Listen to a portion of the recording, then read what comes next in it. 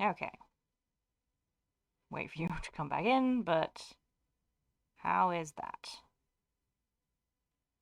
KBS ratio is holding vaguely steady where it should be. Good. How is the buffering though? Well, it's dropping down to 200 sometimes. Ah, no, 137. Ugh, worrying.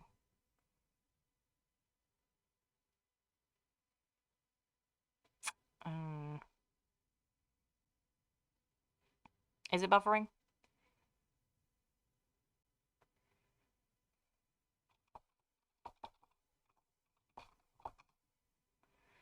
Hello, hello?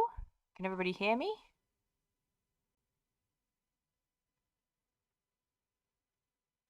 Okay. Alright, well, let me know if it gets bad. Okay. Alright. Excellent. Excellent.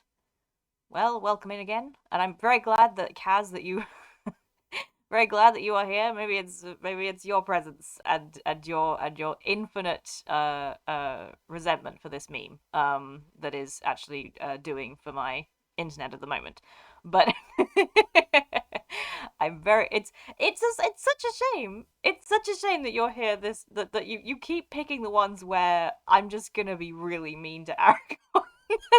You keep I'm so sorry. I mean, I the last one was I think too late for you, or in a time bracket that you couldn't come to, which was probably best because it was me sobbing over Denethor. Yes, I that's it's good that you're here. It's good that you're here. We'll see how we go with this one. We'll see how it shakes out with your defense of Aragorn's actions in this particular chapter. Yes. Well, well, that's good because we do have a preamble. We have a pre-preamble. One of them because the pre-preamble is me saying just briefly before I started the stream. I for some reason, for some God only knows why I decided to do this, but I did go on to the Fellowship of the Fans Twitter, and they did have a tweet there that said that Galadriel will be visiting Finrod's grave in one of the episodes. So gotta hope to God that that isn't a flashback because not entirely sure when they would have buried Finrod in Middle Earth. And a few other things. There was actually one other thing that was like, I know I'm breaking my rule. I know I'm breaking my rule, but there was a bit that was like, there's an elven city that is being made that does have walls and is a big city, etc., etc. Um, they do bury him on Tol Sirion, I know, but I mean, I guess she could be. That could be why she's shipwrecked. I guess that could be why she's shipwrecked. There's just I mean, I guess. All right then. Anyway, kind of interesting. That's not what we're here to talk about today, though. What we're here to talk about today is all of the things that I did not manage to mention in the last one because I was crying too much. we, we got through it so fast. Oh, or we didn't, but we got through it much faster than I expected. Yeah, blah blah blah. So so so last time Denethor did die. And it was Gandalf's fault. I'm really glad that you're here still, Kaz. You're here still. It's really lovely to have you. Um, so, so the things the major thing that I forgot to mention in the last one. This is again a preamble. Is the intense parallels between Denethor. Yes, intense parallels between Denethor and Eowyn in this scene, which I wanted to highlight. I forgot to highlight last time because again I was in tears.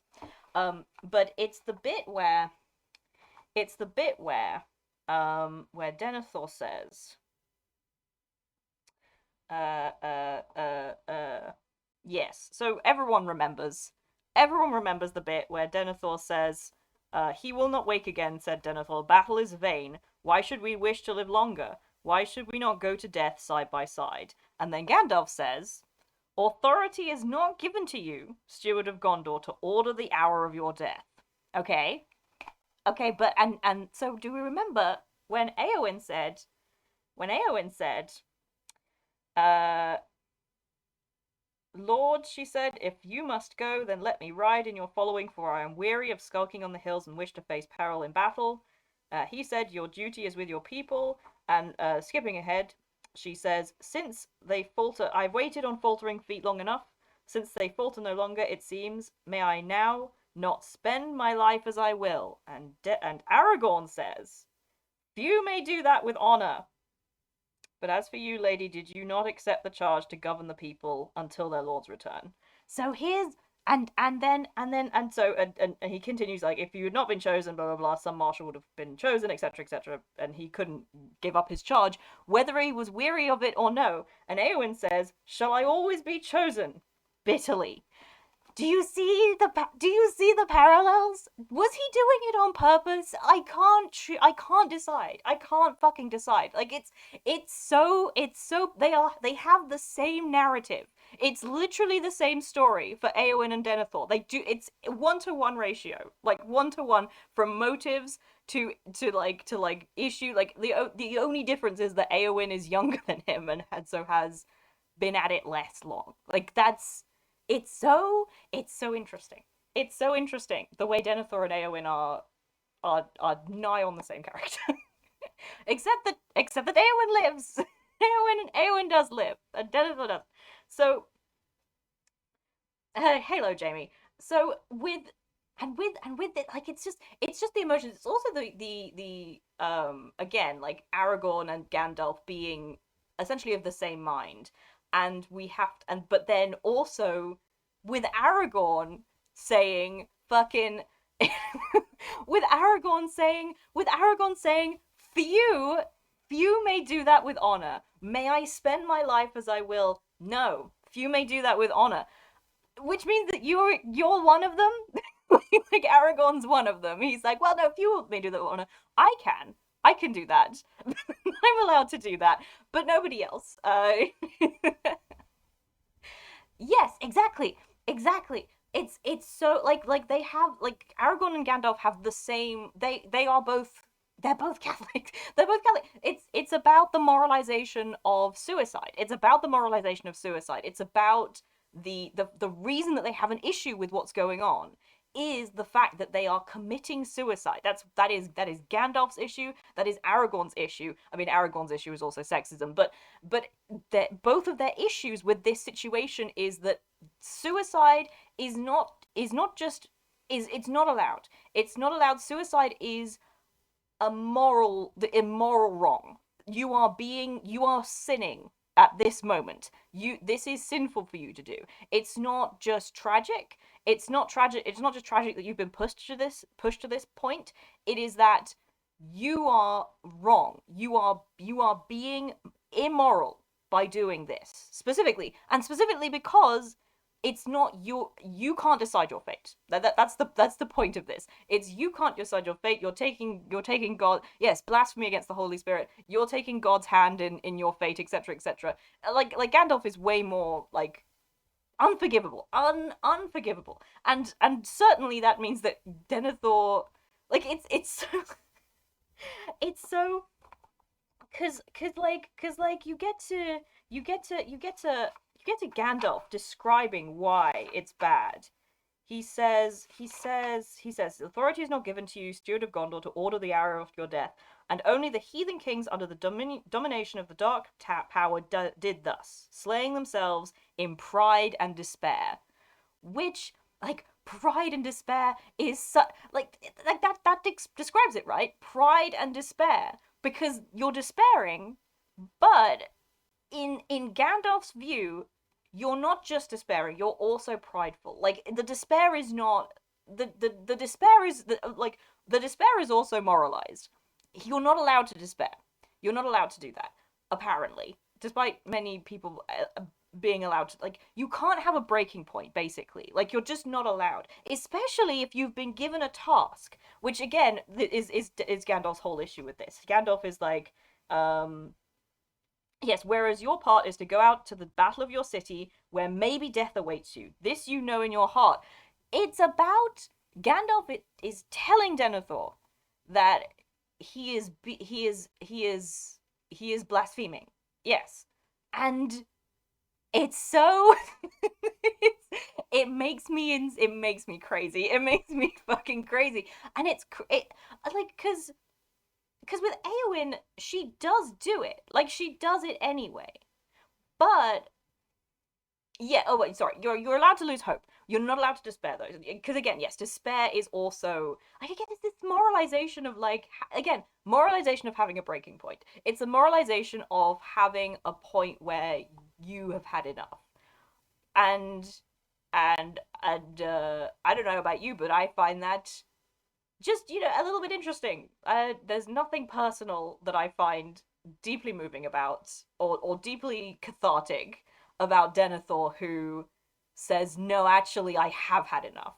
I have had enough. I don't care if God himself comes down and tells me that I need to keep going, which he basically does, because again we have to come back to the bit where Denethor wavers. I'm going to go insane.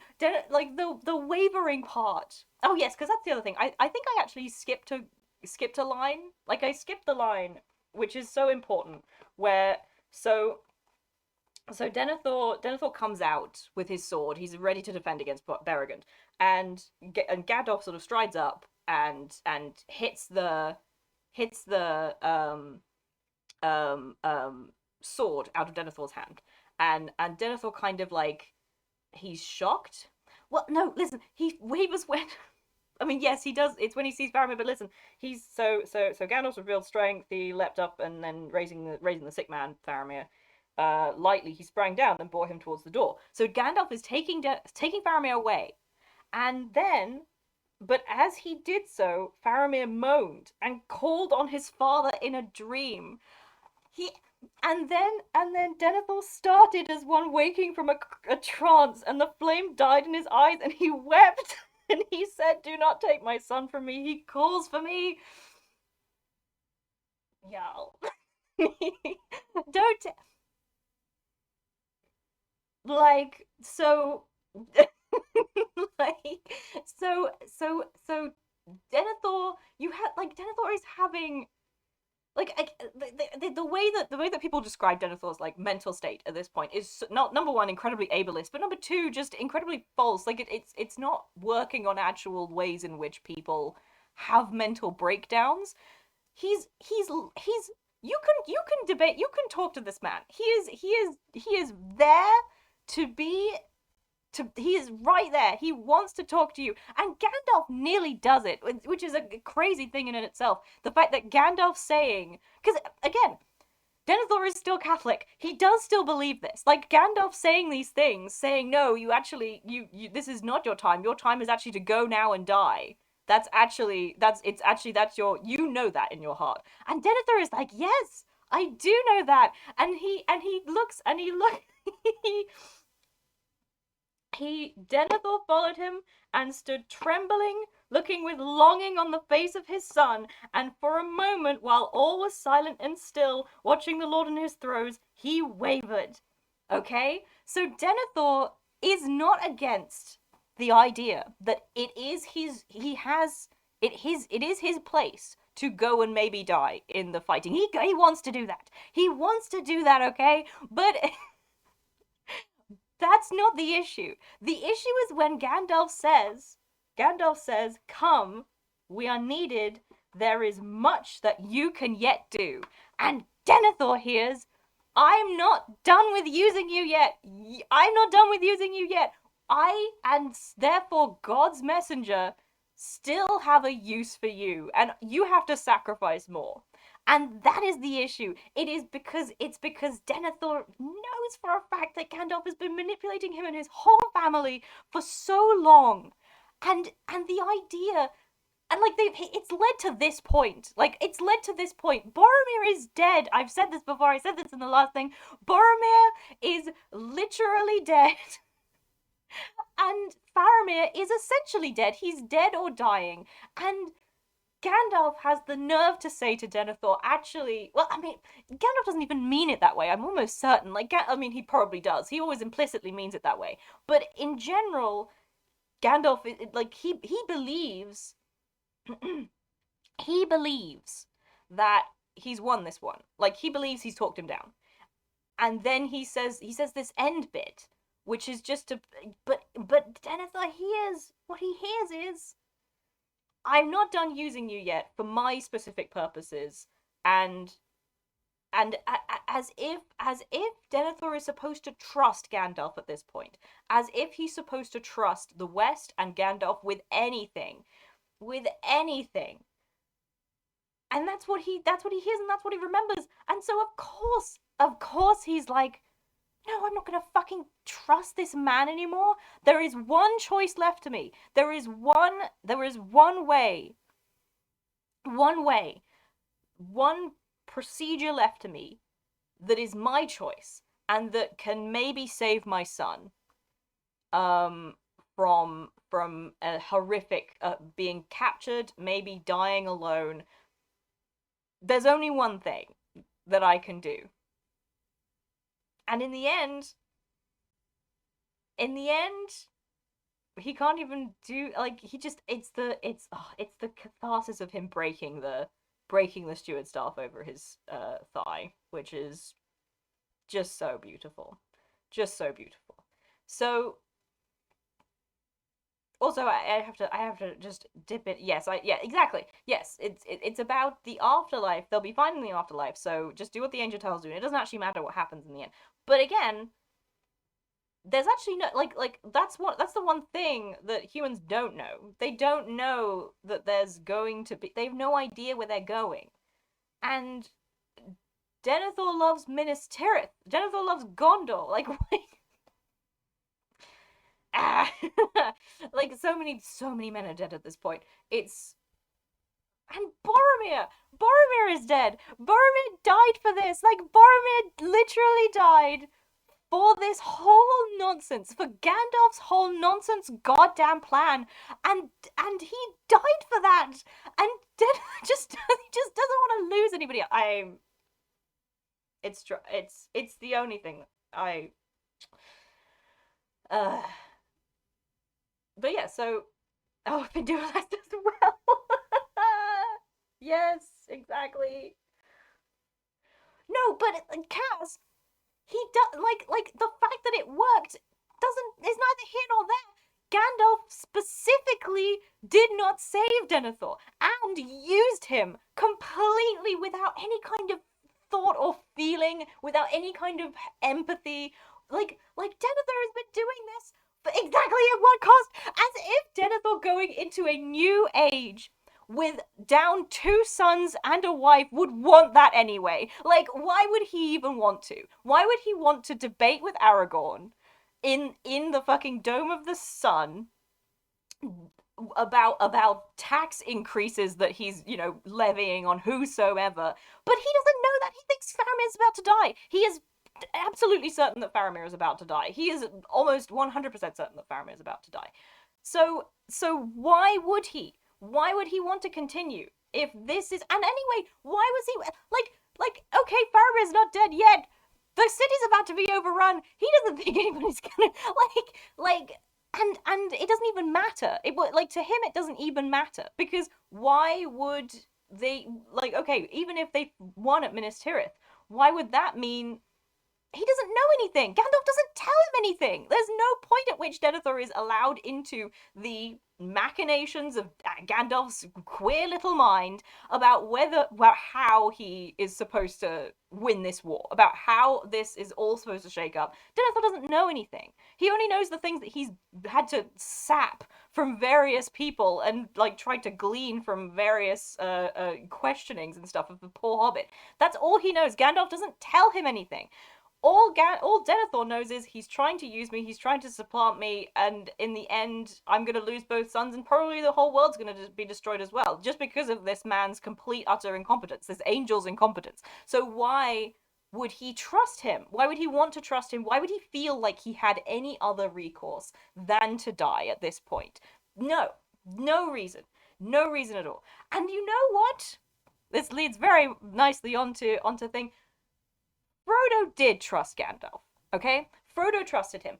Frodo trusted Gandalf, and he, every single step of the way, despite the fact that Frodo was also manipulated by Gandalf regularly, like throughout the whole thing. It's we talked about it in the first goddamn episode. It's when Gandalf is like trying to manipulate Frodo's emotions to get him to go here without telling him again, without telling him anything, without telling him that the Black Riders are coming, without really telling him what he actually had intended for this whole thing to shake out as anyway. Gandalf does not tell Frodo anything either, but Frodo does do everything that Gandalf says. And in the end, Frodo is also taken from the world. Like Frodo is also essentially he dies essentially. Like it takes a bit longer, but Frodo is listless, he's distraught, he has no and then eventually he has to leave the place that he loves that he was doing it for anyway. So like what? I mean, he goes to Valinor, but essentially he dies. He's taken out. He's taken away from people he loves, and I mean, of course, because again, this is he goes to heaven, which means he shouldn't really care about anything else. He shouldn't care about his friends, and he shouldn't care about leaving because he'll be fine in heaven, so he's happy. But in a human to human, like without all of that, what happens to Frodo essentially happens to Denethor, and vice versa.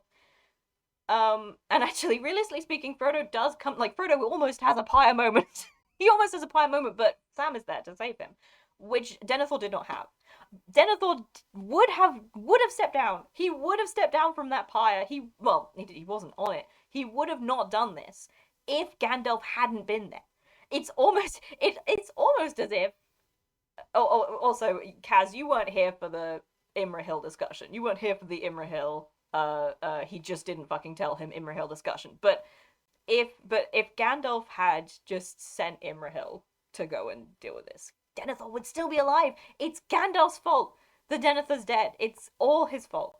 And this also pertains to another thing, because I know I talked about the fire ring before in the last one, but I did forget the part where Gandalf has telekinesis. The part where Gandalf has telekinesis and he hits the sword out of Denethor's hand. Could you do that again with the Denethor's having a mental break? Like, can we? What is it about Denethor's complete and utter despair in this moment that does not like gain him some kind of empathy from Gandalf, from anybody who is here? Just a mite, just a smidge, just a smidge, so that they could have, calmly, taken him away, given him some tea. If he that's it, it's it, just said it. If he thought Denethor was worth saving, he'd have been saved. That's true. Yes, yeah, it's talking as well. Uh, it's the telecom like yes, Gandalf had the ability. That he had the ability to do this. He just didn't think it was worth it. Again, because what Denethor is essentially Denethor says, you're going to supplant me, and then you're going to rule the whole world with all of these kings that you're making. Denethor's not wrong. He's not wrong about that. Like the fact that Gandalf is leaving eventually has nothing to do with the fact that Aragorn has been essentially raised from not birth. Well, actually, yes, birth. No, since he was 2 years old to be exactly the kind of king that Gandalf and everyone in every Ainur wants him to be. So he's already going to be doing everything Gandalf said. Like Aragorn's never going to do something that isn't the Gandalf and Eru at large doesn't agree with. So they win. Like it's a success. It's a religious coup. No, he was 2 when he went to. No, but he was raised he was raised with the he was raised in the religion. he was he was raised Catholic. Even if he didn't know he was going to be king, he was raised Catholic. So he's not going to be doing anything against what this religious coup wants him to do. No, he wasn't raised, but no. But my point is that he was raised to think like this. He was raised by elves, especially, so that in the end, when he became king, he would make all the decisions that Gandalf and the Ainu and Eru wanted him to be. Yeah, race. Sorry, honeybee, but it's it's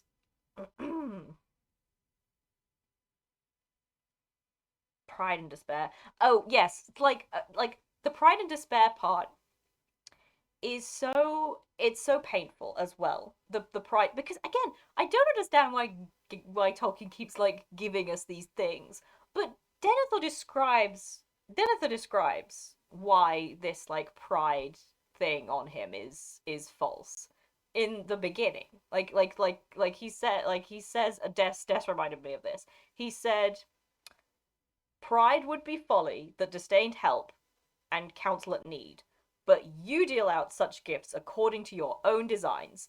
Like, he just doesn't fucking trust this old man. He doesn't trust this old man, and he has every right to. He has every right to. I wouldn't trust this old man. This old man would get my sons killed, and me eventually. Oh well, I do that myself. But I just pride and despair. Sorry, Honeybee said that you can despair, but you can't lose hope. Yes, exactly. You.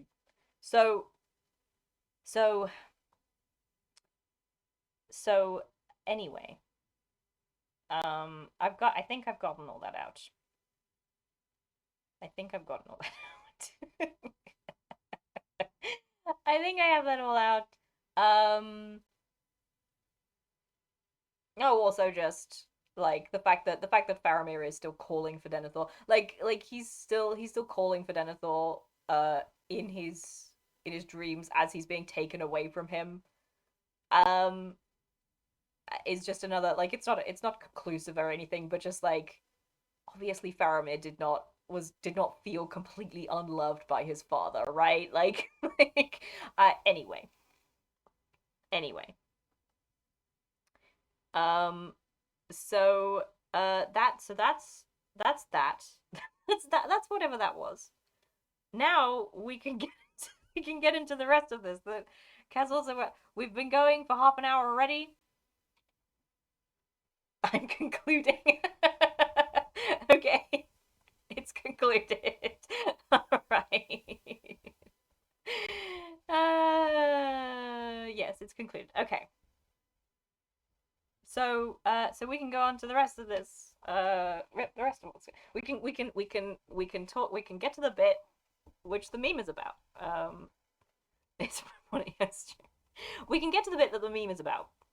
So let's do that, and let's go to the stream with a new walking video. Yay! Where we start on Merry and Pippin in the Houses of Healing, because this chapter is called the Houses of Healing, and Honeybee, you didn't get me. You didn't get any stream things, so I had to just quickly cut a few out. I'm from the video. I hope they're visible. I imagine they're not. I imagine they're not visible at all. But anyway, yes. So, chapter 8. This is chapter 8, the Houses of Healing. Because we go back to Merry, which is a nice change, but we don't stay with him long enough for my taste. By the way, the Houses of Healing in Lord of the Rings Online are absolutely gorgeous and so perfect. Like it's so beautiful, and they've crafted it so it's okay. I forget. I was joking. It's alright. It's alright. Yes. So, chapter 8, Houses of Healing. A mist was in Merry's eyes of tears and weariness when they drew near the ruined gate of Minas Tirith. He gave little heed to the wreck and slaughter that lay about. Fire and smoke and stench was in the air, for many engines had been burned or cast into the fire pits, and many of the slain also, while here and there lay many carcasses of the great Southron monsters, half burned or broken by stone cast, or shot through the eye by the valiant archers of Morthond. The flying rain had ceased for a time, and the sun gleamed up above, but all the lower city was still wrapped in a smouldering reek. Already men were labouring to clear a way through the jetsam of battle, and now out from the gate came some bearing litters. Gently. Ah, oh, damn! You're right. I would have used the Peach's ditch course. The ditch course. No, I'm so sorry that damn it. Well, at least it's mentioned here. We've mentioned it. Excellent ditch course from Mikey. Anyway, gently they laid Eowyn upon soft pillows, but the king's body they covered with a great cloth of gold, and they bore torches about him, and their flames, pale in the sunlight, were fluttered by the wind. So Theoden and Eowyn came to the city of Gondor, and all who saw them bared their heads. And bowed, and they passed through the ash and fume of the burned circle, and went up and on along the streets of stone. To Merry the ascent seemed age-long, a meaningless journey in a hateful dream, going on and on to some dim ending that memory cannot seize. Slowly the lights of the torches in front of him flickered and went out, and he was walking in a darkness, and he thought, "This is a tunnel leading to a tomb. There we shall stay forever." But suddenly into his dream there fell a living voice. "Well, Merry, thank goodness I have found you." He looked up, and the mist before his eyes cleared a little. There was Pippin. They were face to face in a narrow lane, and but for themselves it was empty. He rubbed his eyes. "Where is the king?" he said, "and Eowyn?" Then he stumbled and sat down on a doorstep and began to weep again. "They have gone up into the citadel," said Pippin. "I think you must have fallen asleep on your feet and taken the wrong turning. When we found that you were not with them, Gandalf sent me to look for you. Oh, poor old Merry, how glad I am to see you again. But you are worn out, and I won't bother you with any talk. But tell me, are you hurt or wounded?" "No," said Merry. "Well, no, I don't think so, but I can't use my right arm, Pippin, not since I stabbed him, and my sword burned all the way like a piece of wood." Pippin's face was anxious. "Well, you had better come with me as quick as you can," he said. "I wish I could carry you. You aren't fit to walk any further. They shouldn't have let you walk at all, but you must forgive them. So many dreadful things have happened in the city, Merry. That one poor hobbit coming in from the battle is easily overlooked." "It's not always a misfortune being overlooked," said Merry. "I was overlooked just now by— No, no, I can't speak of it. Help me, Pippin. It's all going dark again, and my arm is so cold." "Lean on me, Merry lad," said Pippin. "Come on, foot by foot. It's not far." "Are you going to bury me?" said Merry. "No, indeed," said Pippin, trying to sound cheerful, though his heart was wrung with fear and pity. "No, we're going to the houses of healing." Fuck. Well, oh my god, that's my fucking boy. That's my son. Wow. Are you going to bury me? Oh no. Um, wow. Okay. Well, my poor boy. They turned out of the lane that ran between tall houses and the outer wall of the fourth circle, and they regained the main street, climbing up to the citadel. Step by step they went, while Merry swayed and murmured as one in sleep. "I'll never get him there," thought Pippin. "Is there no one to help me? I can't leave him here." Just then, to his surprise, a boy came running up behind, and as he passed he recognised Bergil, Berigon's son. "Hello, Bergil," he called. "Where are you going? I'm glad to see you again and still alive." "I'm running errands for the healers," said Bergil. "I cannot stay." "Well, don't," said Pippin. "But tell them up there that I have a sick hobbit, a Perian, mind you, come from the battlefield. I don't think he can walk so far. If Mithrandir is there, he will be glad of the message." Bergil ran on. It's Pippin's turn to take care of Merry, and exactly, exactly. Also, I totally forgot that Tolkien was like, no, no, don't worry, Bergil's still alive. Bergil's fine. I was. It's good that he did that. It's good that he did that. I wish we'd seen like Bergil and Berrigan reunited or something. I wish we'd seen that because that would have been very, very sweet. But anyway, "I'd better wait here," thought Pippin. So he let Merry sink gently down onto the pavement in a patch of sunlight. And then he sat down beside him, laying Merry's head in his lap. Ah! He felt his body and limbs gently and took his friend's hand in his own. The right hand felt icy to the touch. It was not long before Gandalf himself came in search of them. He stooped over Merry and caressed his brow, then he lifted him carefully. "He should have been born in honour into this city," he said. "He has well repaid my trust, for if Elrond had not yielded to me, neither of you would have set out, and then far more grievous would the evils of this day have been." He sighed.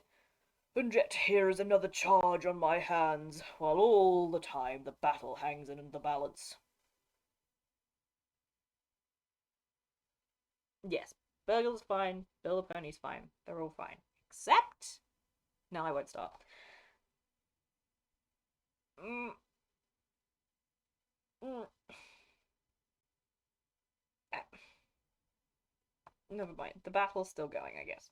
So at last Faramir and Eowyn and Meriadoc were laid in beds in the houses of healing, and there they were tended well. For though all lore was in these latter days fallen from its fullest of old, the leechcraft of Gondor, here we go, here's the infamous line. The leechcraft of Gondor was still wise, and skilled in the healing of wound and hurt, and all such sickness as east of the sea mortal men were subject to, save old age only.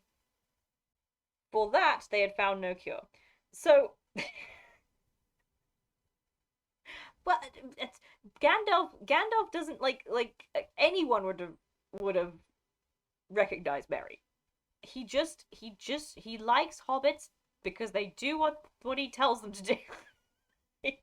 It's I'm not giving Gandalf any props for just deciding to recognize. Everyone else does as well. Everyone else recognizes Merry. Gandalf is not special in his recognition of hobbits. Like I guess only elves, like dumb elves, are it's a low bar that he's cleared, and I guess I'm glad he's cleared it. He doesn't get any respect from me for it. It's the least. Merry killed the Witch King.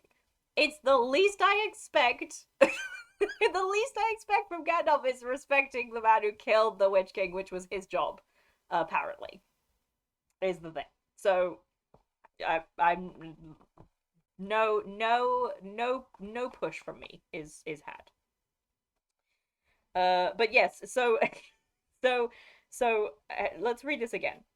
For though all lore was in these latter days fallen from its fullness of old, the leechcraft of Gondor was still wise, and skilled in the healing of wound and hurt, and all such sickness as east of the sea mortal men were subject to. Like, like, like the like, how are we, how,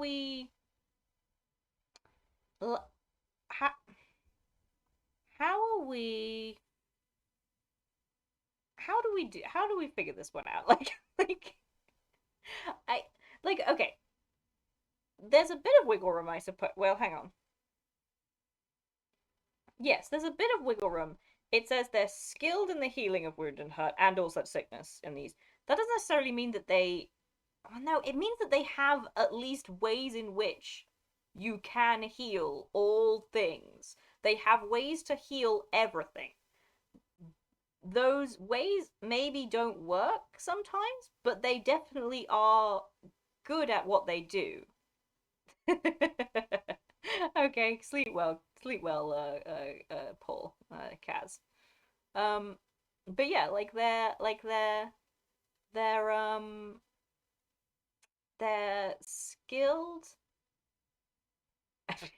Exactly, exactly. It's like yes, like Vindula still dies. Vindula still dies of like she wastes away. It's very complicated. What happened to her? Tolkien, explain. Explain what happened. Please. Please explain what happened to Finduilas if this is the case for the majority of um like uh Gondorian Leechcraft. How make it make sense. We'll keep going. Um, yes. So yes. Save old age only. So they haven't found a cure for old age, and that's the only thing they haven't found any way of treating, any way of healing. For that they had found no cure, and indeed the span of their lives had now waned to little more than that of other men, and those among them who passed the tale of 50 years with vigour were grown few, save in some houses of purer blood. Yuck. But now their art and knowledge was baffled, for there were many sick of a malady that would not be healed, and they called it the Black Shadow, for it came from the Nazgul, and those who were stricken with it fell slowly into an ever deeper dream, and then passed to silence and a deadly cold, and so died. And it seemed to the tenders of the sick that on the halfling and on the Lady of Rohan this malady lay heavily. Still, at whiles, as the morning wore away, they would speak, murmuring in their dreams, and the watchers listened to all that they said, hoping perhaps to learn something that would help them to understand their hurts. But soon they began to fall down into the darkness, and as the sun turned west, a grey shadow crept over their faces. But Faramir burned with a fever that would not abate. It's very the like it's complicated. All of it, like so Faramir burned with the fever, so he doesn't have the book, but he does. He definitely does because of before with the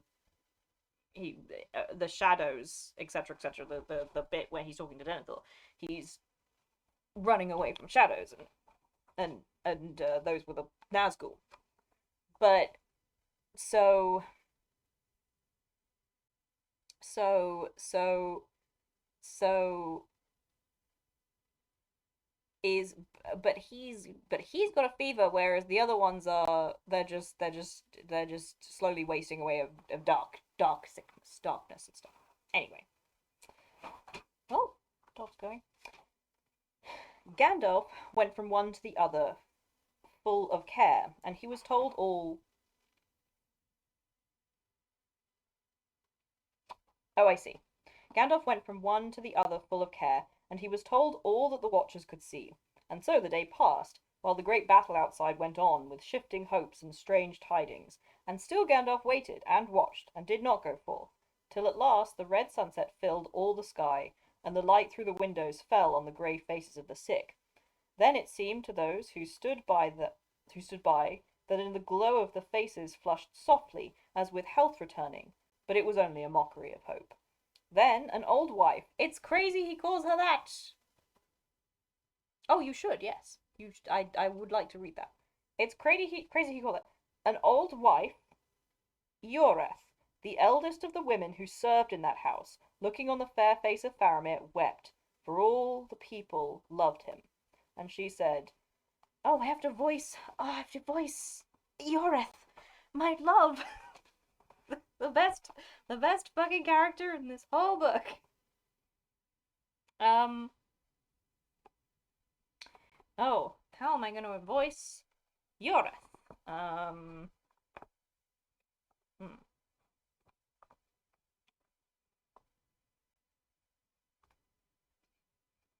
Like she's a doctor. Like she's a doctor. Like, but no, she's just an old wife. That's it. She's just an old wife. Um, and she said, um, now I'll just, alas, if he should die, would that there were kings in Gondor, as there were once upon a time, they say. For it is said in old lore, the hands of the king are the hands of a healer, and so the rightful king could ever be known. And Gandalf, who stood by, said, "Men may long remember your words, Yoreth, for there is hope in them. Maybe a king has indeed returned to Gondor, or have you not heard the strange tidings that have come to the city?"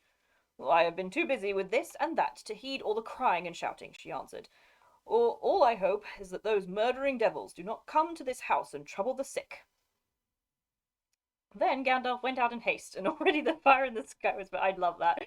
Gandalf is like cautiously like, "Have you heard of our Lord and Savior Aragorn?" And Fiona is like, no, I don't give a shit. She's like, no, I mean, I guess a king would be great. I don't have time for it though. Like, if he's here, he better come up here. He better come upstairs because for me to see him and care about him and heal the sick. It's amazing. Gandalf's perpetual he's politicking basically. Then Gandalf went out in haste, and already the fire in the sky was burning out, and the smouldering hills were fading, while ash-grey evening crept over the fields. Now, as the sun went down, Aragorn and Eomer and Imrahil drew near the city with their captains and knights, and when they came before the gate, Aragorn said, "Oh, damn, what did Aragorn sound like? Behold, the sun setting in a great fire. It is a sign of the end and fall of many things, and a sign in the tides of the world. But this city and realm has rested in the charge of the stewards for many long years, and I fear that if I enter it unbidden, then doubt and debate may arise, which should not be while this war is fought. I will not enter in, nor make any claim, until it be seen whether we or Mordor shall prevail. Men shall pitch my tents upon the field, and here I will await the welcome of the lord of the city." I'll get to the end of the bit, but Eomer said, "Already you have raised the banner of the kings, and displayed the tokens of Elendil's house. Will you suffer these to be challenged?" "No," said Aragorn, "but I deem the time unripe, and I have no mind for strife, except with our enemy and his servants." And the Prince Imrahil said, "Your words, Lord, are wise. If one who is a kinsman of the Lord Denethor may counsel you in this matter, he is strong-willed and proud, but old, and his mood has been strange since his son was stricken down. Yet I would not have you remain like a beggar at the door." "Not a beggar," said Aragorn. "Say a captain of the Rangers, who are unused to cities and houses of stone." And he commanded that his banner should be furled, and he did off with the Star of the North Kingdom, and gave it to the keeping of the sons of Elrond. You can't just put it away. You can't just put it away. He's like, "I'm not gonna make any claim." You already made the claim. You arrived with the banner. You flew it. You arrived in the battle. You saved everybody. You know what you did. You know what you did. It's not helping. It's not helping. Denethor's not going to be less mad at you. He arrives, and he has all of his kindred with him. He's got his banner. He's riding out. He's crying out Elendil's name the whole way through. He knows what he did. He knows what he did. The little rascal. The little rascal knows what he did, and Gandalf fucking knows what he's doing as well. Gandalf is gently dropping hints about Gandalf the whole time. And then poor Imrahil. I'm sorry, we're not gonna get through it. This bit of the chapter, and this bit makes me insane. So here's Imrahil's situation. 3 out of 3, all 100% of the highest members of government. I mean, Imrahil doesn't actually know this one, but the highest members of government are dead or dying. The city's power structure completely disabled. That nobody knows who's in charge anymore. And Imrahil is sitting here with his barely still holding on city. Thousands of dead men and dying men, all traumatized, staring at 2 men who are essentially what could essentially be a second invading army. It's that is. He's staring. Des said this great. He said he's staring at potentially the 2 most potentially politically volatile men on the continent right now. Poor Imrahil sitting there and he knows that Denethor's gonna hate this. He knows Denethor's gonna hate this. He can see that Aragorn's already said, "No, I'm not gonna suffer. No, nobody's allowed to insult Elendil's name or my claim. My claim is fully valid. I'm not gonna let anyone decry that." And he says this in the front of an army, and with an obvious ally. Eomer is fully a team Aragorn at this point. No take backsies. Imrahil is watching this like, oh, uh-huh, yay, what, but okay, Aragorn, just listen, that's very wise of you to say you don't want any strife. That's very wise, thank you so much, but, listen, Denethor's, a little tired. Denethor's had a day. His son is, remember, you didn't know this, his son is actually nearly dying, so if you could give him some slack, if he says things to you that make you angry, if you could just, like, remember that he's been a little weird since his son is dying. Please remember this. It's like so funny. Like Imrahil actually actively priming Aragorn with this knowledge so that a later like flare up between them is doesn't end in another fight. an invasion and an occupation of some kind. It's so it's so crazy. It's such a crazy situation for Aragorn to play. Like I'm like great. I love that you decided not to stress your claim just after this catastrophe. Um but you could have just come and helped already is the thing. You could have just I would love to know what Kaz would say to this. It's a shame that Kaz is too sleepy. I would love to know what he would say against to this. I would be very interested. I'm very interested to say. Anyway, we can we can we can keep we can keep going. But that yes, and then Aragorn's just like, no, we'll put it away. We'll put the flag away. I'll take off my little green stone, and and we'll just see how it goes. I also love Imrahil. Like he's doing great. What a guy. What a dude. He didn't want to he would rather not be responsible for this. He would rather not have to deal with this. But technically he is now the highest ranking conscious man in Minas Tirith. So he gotta deal with this, unfortunately. Poor fellow. I was not ready to do this today. Um Ibrahil saved Faramir. He saved Eowyn. He's now saving the city from being invaded by Aragorn's army. He wrote out. He's doing a great job. He's doing a great job. Love this man. Then the Prince Imrahil and Eomer of Rohan left him and passed through the city and the tumult of the people and mounted to the citadel. And they came to the hall of the tower, seeking the steward. But they found his chair empty, and before the dais lay Theoden, king of the Mark, upon a bed of state, and 12 torches stood about it, and 12 guards, knights both of Rohan and Gondor. And the hangings of the bed were green and white, but upon the king was laid the great cloth of gold up to his breast, and upon that his unsheathed sword, and at his feet his shield. The light of the torches shimmered in his white hair like sun in the spray of a mountain. But his face was fair and young, save that a peace lay on it beyond the reach of youth, and it seemed that he slept. So here again, saints, they don't. It's very strange. Anyway, when they had stood silent for a time beside the king, Imrahil said, "Where is the steward? And where also is Mithrandir?" And one of the guards answered,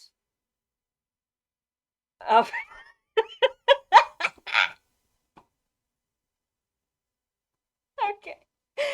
This is amazing. Okay, so listen. You're a god of Minas Tirith, right? Like you are paid you're middle class and, and you are one of the army and you and your city is nearly been destroyed. Many of your friends have been killed. One of your friends was like, hey, did you know about the crazy ass shit that happened in Rathdin? Did you hear what Mithra did? Did you hear what happened to the steward? Did you hear what he did? And you're like, oh, that's insane. And then somebody says you have to stand guard by the king of Rohan now, and you're like, great. This is a day I'm having. And then the steward's brother-in-law comes to stand next to you and he's like, "What happened to my brother-in-law? Where is he? Where's the steward?" And you're like, "I know something I should have. I know something I should never have known." And you're like, "I actually am not getting paid enough to tell him. I'm actually not getting paid enough to tell Prince Imrahil of Dol Amroth what happened. So I'm gonna say, um, one of the guards answered, the steward of Gondor is in the houses of healing." He said, "I'm not even gonna deal with it. You can find it out on your own." You can go there and find out on your own. Oh my god.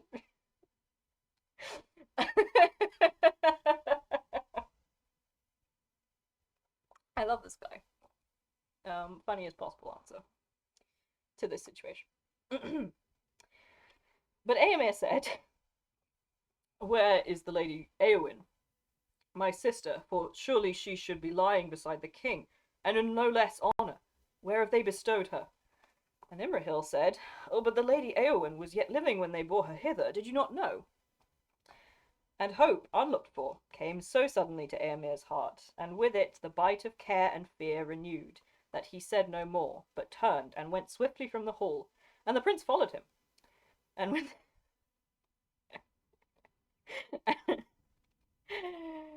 ah, no. And when they came forth, evening had fallen, and many stars were in the sky. And there came Gandalf on foot, and with him one cloaked in grey. And they met before the doors of the houses of healing, and they greeted Gandalf and said, "We seek the steward, and men say that he is in the house. Has any hurt befallen him? And the Lady Éowyn, where is she?" And Gandalf answered, "She lies within, and is not dead, but is near death. But the Lord Faramir was wounded by an evil dart, as you have heard, and he is now the steward, for Denethor has departed."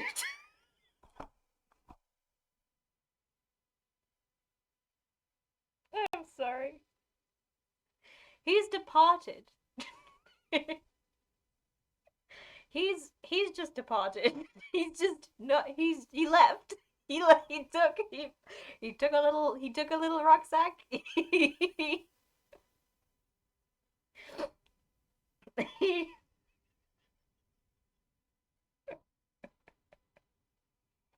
I'll get through this. I promise. I will. Um,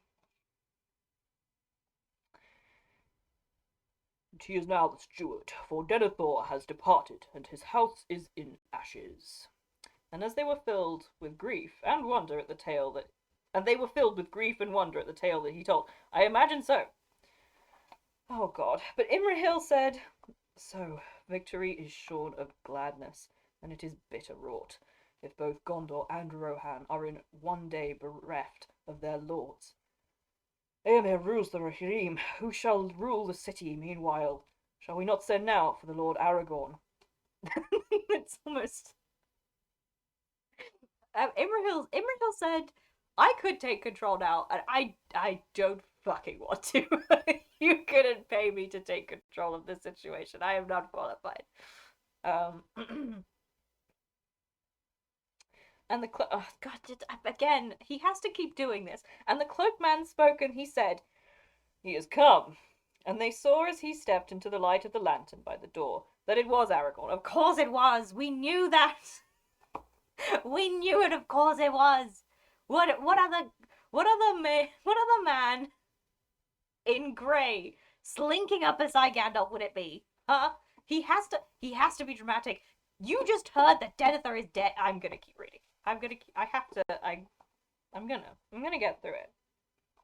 And they saw he stepped into the lantern, wrapped in the grey cloak of Lorien above his mail, and bearing no other token than the green stone of Galadriel. "I have come because Gandalf begs me to do so," he said. "But for the present I am but the captain of the Dunedain of Arnor, and the Lord of Dol Amroth shall rule the city until Faramir awakes. But it is my counsel that Gandalf should rule us all in the days that follow, and in our dealings with the enemy." And they agreed upon that.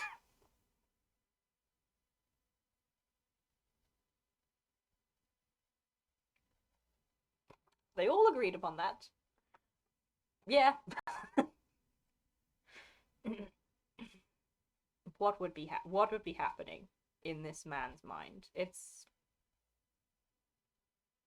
Then Gandalf said, "Let us not stay at the door, for the time is urgent. Let us enter, for it is only in the coming of Aragorn that any hope remains for the sick that lie in the house.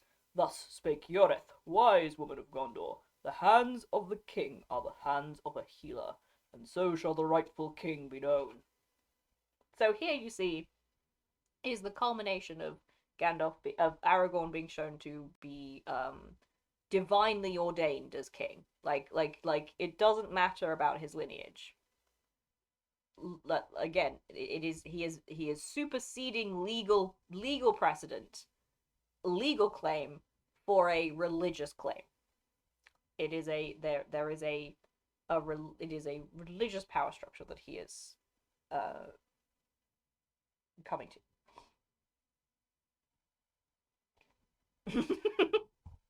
That's a great idea. Yes, Imrahil's Swan Knight's like, hey, we listen, mm, could we could do it, and Imrahil's like, shut the fuck up. I'll have you court-martialed if you say another word. I am so tired, and my nephew is dying. My brother-in-law is fully dead. I'm trying to process that Gandalf, what happened with Gandalf and why he just passed me by and didn't tell me anything about this. There's a lot to deal with. A lot going on in my head. You, not interested.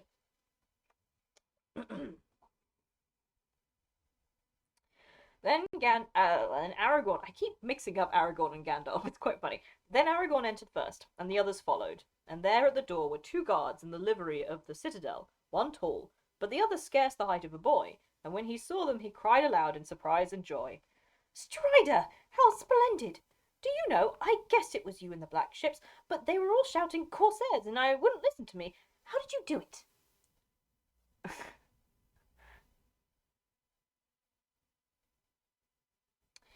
Aragorn laughed, and took the hobbit by the hand. "Well met, indeed," he said. "But there is not time yet for travellers' tales." But Imrahil said to Éomer,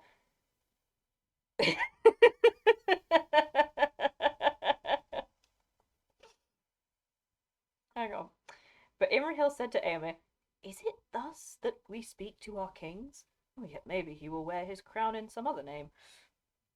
And Aragorn, hearing him, turned and said, "Verily, for in the high tongue of old I am Elessar, the Elfstone, and Envinyathar, the Renewer." Jesus. And he lifted from his breast the green stone that lay there. "But Strider shall be the name of my house, if that ever be established. In the high tongue it will not sound so ill, and Telcontar I will be, and all the heirs of my body." Imagine being Barlim and Butterbur and finding out you named a whole dynasty.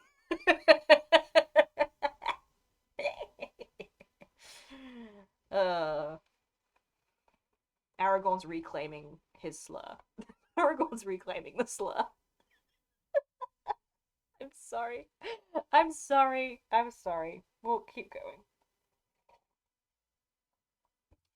Oh, exactly, honeybee, exactly. He's just like got his like a little pince nez down his nose. He's got his long list of required sainthood king requirements, and he's like, last one. Tick off Hands of the Healer. He's got to go and heal Faramir. Quickly, Aragorn, you've got to come and heal Faramir before anything else. Anyway. Uh, Imagine naming yourself Envinyatar. Imagine naming yourself the Renewer beforehand. like not after the whole thing is settled. Beforehand. Anyway. And with that, they passed into the house, and as they went towards the rooms where the sick were tended, Gandalf told of the deeds of the Éowyn and Meriadoc. "For," he said, "long have I stood by them, and at first they spoke much in their dreaming, before they sank into the deadly darkness. Also, it is given to me to see many things far off." Yes, like, we know, Gandalf, you can read people's minds while they're asleep. Yes, exactly. Jamie. He still calls you fat, though. He still calls you fat, though. So, anyway, yes. So Gandalf can read minds. We know you can read minds. Anyway, Aragorn went first to Faramir, and then to the Lady Eowyn, and last to Merry. Why? Of course he did. When he had looked on the faces of the sick and seen their hurts, he sighed. Here I must put forth all such power and skill is given to me, he said. Would that Elrond were here, for he is the eldest of all our race, and has the greater power. And Éomer, seeing that he was both sorrowful and weary, said, First you must rest, surely, and at least eat a little, and at least eat a little. But Aragorn answered, Nay, for these three, and most soon for Faramir, time is running out, all speed is needed. Then he called to Ioreth, and he said, You have store in this house of the herbs of healing. Oh, yes, lord, she answered, but not enough, I reckon, for all that will need them, and I am sure I do not know where we shall find more, for all things are amiss in these dreadful days. What with fire and burnings, and the lads that run errands so few, and all the roads blocked. Why, it is days out of count since ever a carrier came in from Rossenach to the market, but we do our best in this house with what we have, as I am sure your lordship will know. I will judge that when I see, said Aragorn. Fuck you, Aragorn. One thing also is short. Time for speech. Have you Athelas? I do not know, I am sure, lord, she answered. At least not by that name. I will go and ask for the herb master. He knows all the old names. It is also called King's Foil, said Aragorn, and maybe you know it by that name, or so the country folk call it in these latter days. Oh, that, said Ioreth. Well, if your lordship had named it at first, I would have told you. I could have told you. No, we have none of it, I am sure. Why, I have never heard that it had any great virtue, and indeed I have often said to my sisters when we came upon it growing in the woods, King's Foil, I said, 'tis a strange name, and I wonder why it is called so, for if I were a king, I would have plants more bright in my garden. Still, it smells sweet when bruised, does it not? If sweet is the right word. Wholesome, maybe, is nearer. Wholesome, verily, said Aragorn. And now, dame, if you love the Lord Faramir, run as quick as your tongue and get me King's Foil, and if there is a leaf in the city. And if not, said Gandalf, I will ride to Lossarach with Ioreth behind me, and she shall take me to the woods, but not to her sisters, and Shadowfax shall show her the meaning of haste.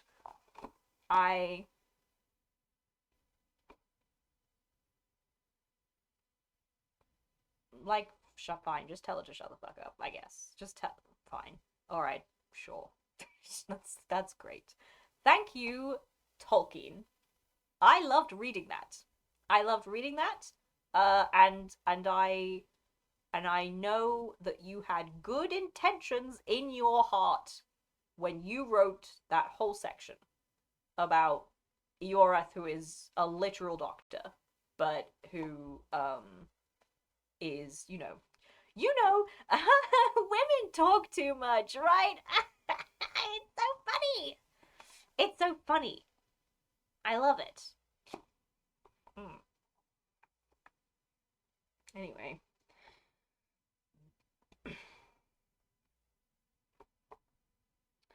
Yes, fuck all the other soldiers.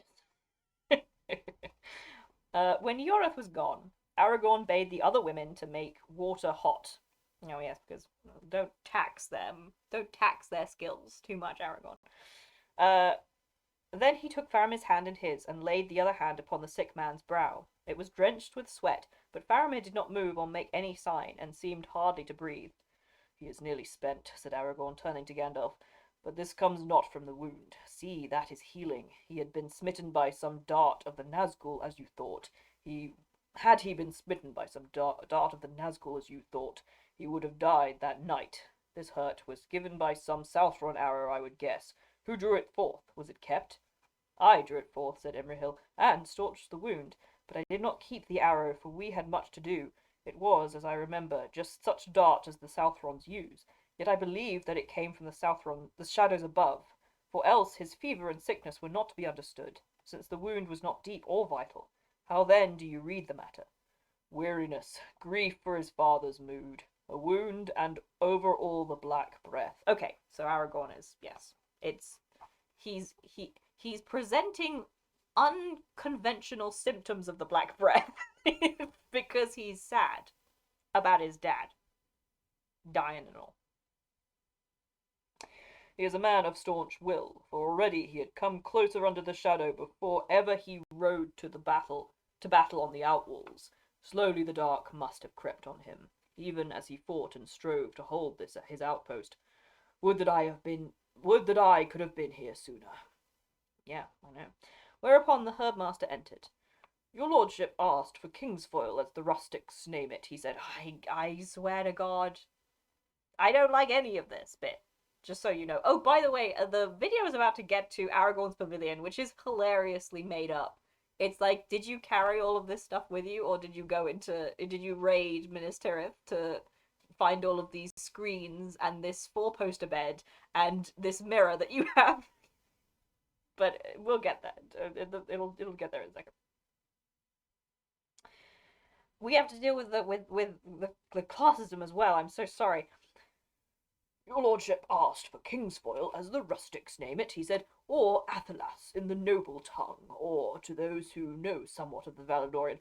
I do so, said Aragorn, and I care not whether you say now Asea, Aranion, or Kingsfoil, as long as you have some. Your pardon, lord, said the man. I see you are a lawmaster, not merely a captain of war. But, alas, sir, we do not keep this thing in the houses of healing, where only the gravely sick or hurt are tended. For it has no virtue that we know of, save perhaps to sweeten a fouled air, or to drive away some passing heaviness, unless of course you give heed to rhymes of old days, which women such as our good Yoreth still repeat without understanding.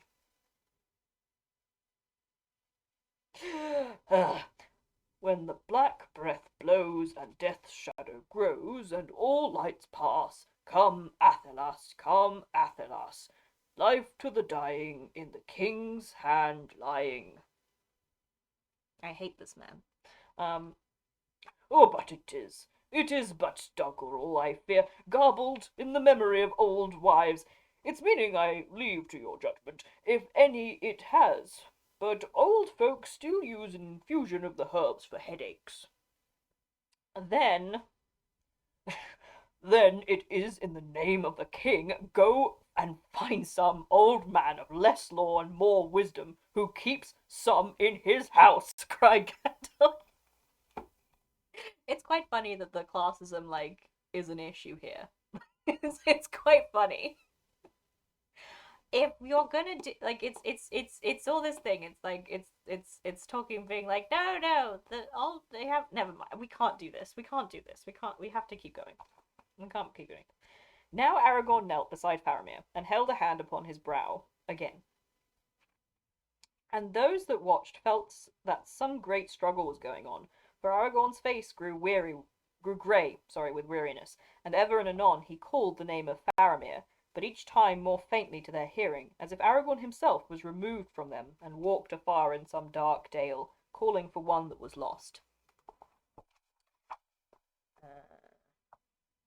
And at last Burgil came running in, and he bore 6 leaves in a cloth. It is Kingsfoil, sir, he said, but not fresh, I fear. It must have been culled 2 weeks ago at the least. I hope it will serve, sir. Then, looking at Faramir, he burst into tears. Ah! That's my boy. But Aragorn smiled. It will serve, he said. The worst is now over. Stay and be comforted.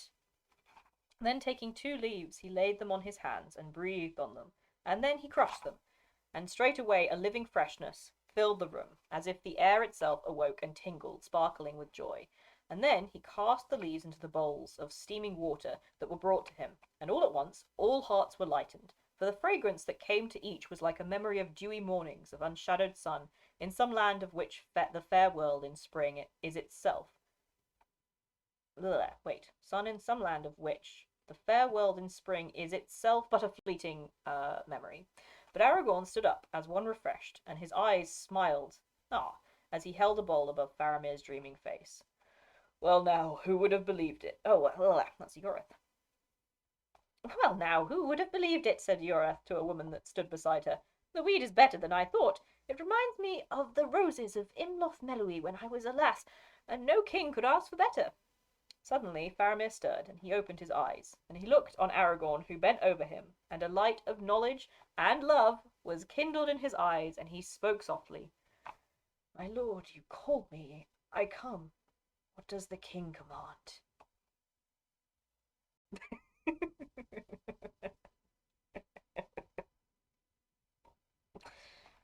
He's allowed. He, you know, it's just he just has to. He Faramir is having a moment. Walk no more in the shadows, but awake, said Aragorn. You are weary. Rest a while, and take food, and be ready when I return. I will, lord, said Faramir, for who would lie idle when the king has returned? Farewell then for a while, said Aragorn. I must go to others who need me. And he left the chamber with Gandalf and Imrahil, but Beregond and his son remained behind, unable to contain their joy. As he followed Gandalf and shut the door, Pippin heard Ioreth exclaim, King, what did you hear that? What did I say? The hands of a healer, I said. And soon the word had gone out from the house that the king was indeed come among them, and after war he brought healing, and the news ran through the city. Simp, exactly, though. Look, listen. Aragorn did just save Faramir's life. Okay? He did. He fully did that. I'm assuming that actually nobody else could have done that. I'm going to assume that. So great. Thanks. It's really helpful that you did that, Aragorn. I'm not going to say that was a bad thing for you to do. So Faramir he's allowed to simp. He's allowed. Despite, I mean, how annoying I find it, I just wish it didn't continually persist throughout the rest. Anyway, it is love at first sight though, like fully, like he's having an interesting moment. Is our Faramir. But Aragorn came to Eowyn, and he said, Here there is a grievous hurt and a heavy blow. The arm that was broken has been tended with due skill, and it will mend in time, if she has the strength to live. It is the shield arm that is maimed, but the chief evil comes through the sword arm. In that there now seems no life, although it is unbroken. Alas, for she was pitted against a foe beyond the strength of her mind or body, and those who will take a weapon to such an enemy must be sterner than steel, if the very shock shall not destroy them. It was an evil doom that set her in this path, for she is a fair maiden, fairest lady of the house of queens, and yet I know not how I should speak of her. When I first looked on her and perceived her unhappiness, it seemed to me that I saw a white flower, standing straight and proud, I just swear to fucking. Are we really fucking doing this? I forgot about this one. I forgot about this one. Oh my god. She's lying there. She is actively dying, and Aragorn is like, no, I have to be a male writer about this. I have to be a male writer about this one.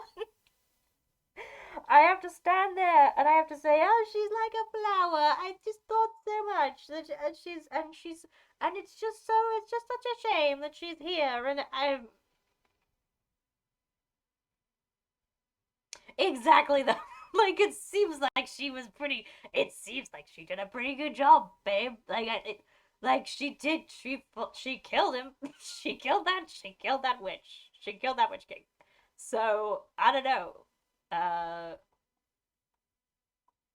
it's yeah. He clearly doesn't know how to talk about her. He obviously maybe you should stop. Maybe if you don't know how to talk about her, maybe you should be quiet and just not open your mouth. Just heal her and then leave as respectfully as possible. This is hard to read, y'all. Anyway,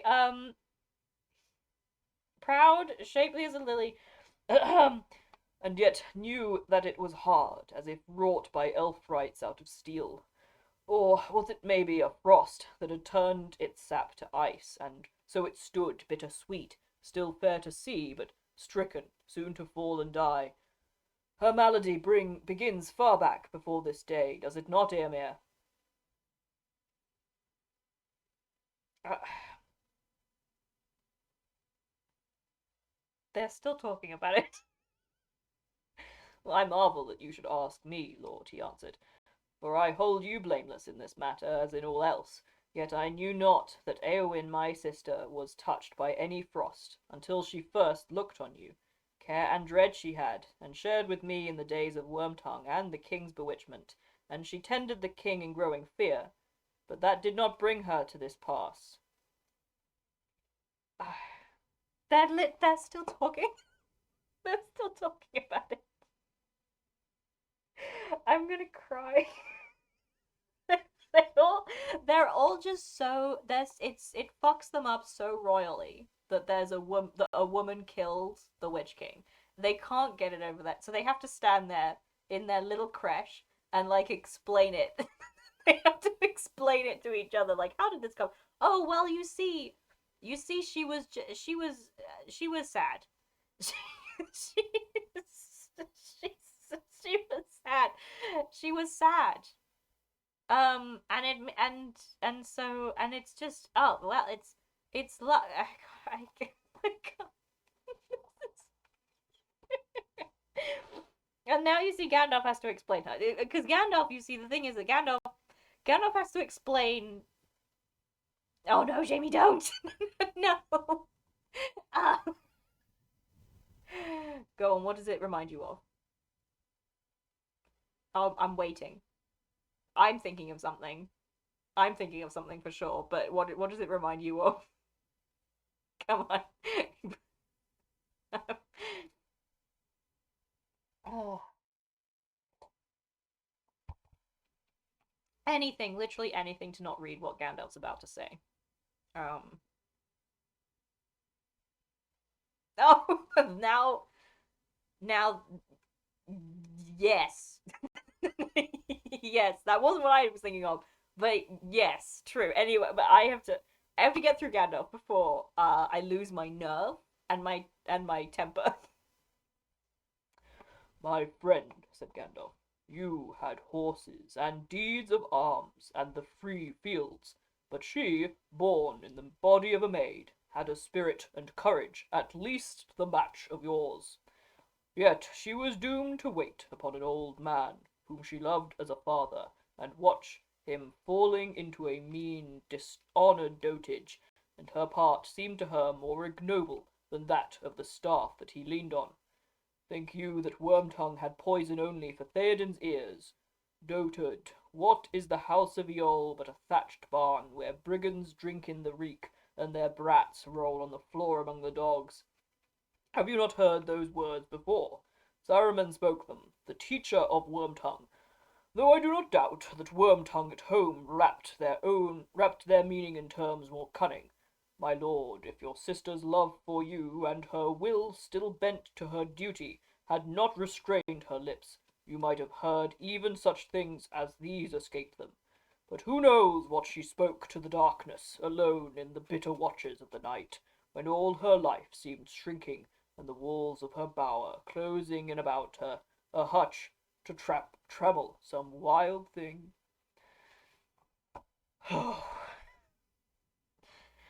So you see, the thing is, you see, so that here's the thing. It's not Eowyn was it. She didn't need freedom.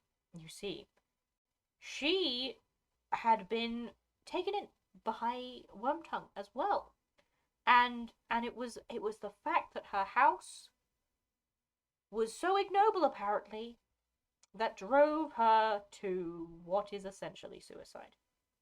That's it. You see, that's why. Did you know? But you see, Eowyn's a feminist character, and Tolkien is a feminist. Is you should Tolkien was so good to women, unlike all those other authors. You should hold Tolkien up as the gold standards. I'm gonna cry.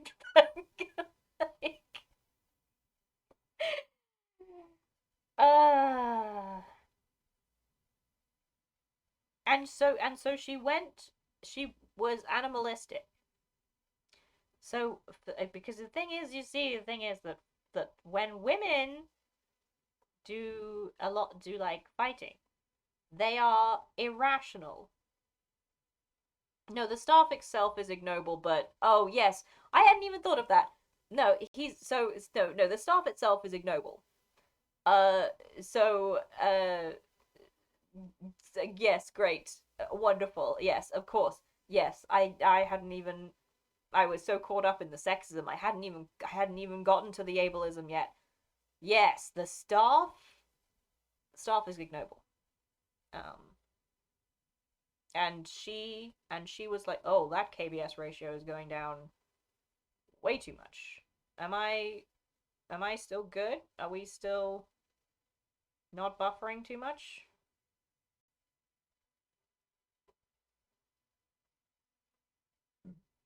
Oh,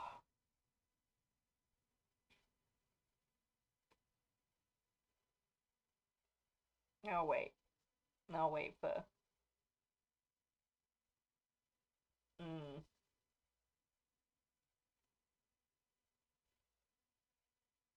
I'll just wait a second to see if we're obviously we're a little bit stretched out still, but I think we're still streaming fine, so that's uh ugh.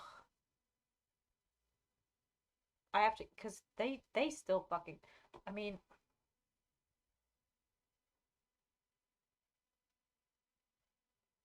I, Aragorn's gonna keep talking. Aragorn, I have to. Aragorn's gonna keep talking. Aragorn's gonna still say something now. Aragorn has to say something now, and I don't want to. I don't want to.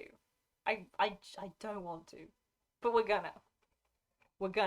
So let's actually. I'm pretty sure we're not buffering because you would have told me already. We'll keep going because Aragorn has to say some more stuff. Because at least Éomer is like. Then Éomer was silent. Thank God he figured it out. And looked on his sister as if pondering anew all the days of their past life together. Because remember, it takes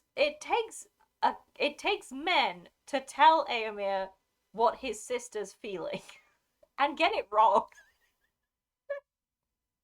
Like they fully get it wrong, but it takes them to even for Éomer to even think, what if my sister is in a bad way? Okay, uh, but Aragorn said because he has to say something.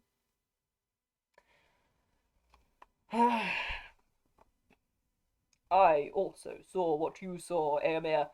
For few other griefs amid the ill chance of this world would few other griefs amid the ill chances of this world have more bitterness and shame for a man's heart than to behold the love of a lady so fair and brave that cannot be returned. My God, we have to do this too. Like ever, like again, I have to keep reminding everybody, Eowyn is literally dying, like literally, like in front of them, and they have to while she's unconscious have a brief circle about what's wrong with her mentally, her emotional state, and then Aragorn has to tell her brother Gandalf and anybody else who's in the room that she has a crush on him. This is like middle school, like this is like fucking like secondary school. I'm talking to too many Americans. This is like secondary school nightmare shit. Secondary school nightmare stuff for Eowyn at the moment. They're literally making it worse. Like they're literally killing her as they do it. I wish to God Aragorn would shut the fuck up. Sorrow and pity have followed me ever since I left her desperate, oh fuck, in Dunharrow, and rode to the paths of the dead. And no fear upon that way was so present as the fear for what might befall her. I, what, but you didn't, like, you didn't tell anybody though, did you? You didn't fucking. I. No, we keep going. And yet, Eomer, I say to you that she loves you more truly than me, and for you she loves and knows. But in me she loves only a shadow and a thought, a hope of glory and great deeds, and lands far from the fields of Rohan. I see. That's why she wanted to go. She wanted to go because she was in love with Aragorn. That's what he heard. That's what he heard when she was like, I can't do it. I can't do it. It's so hard.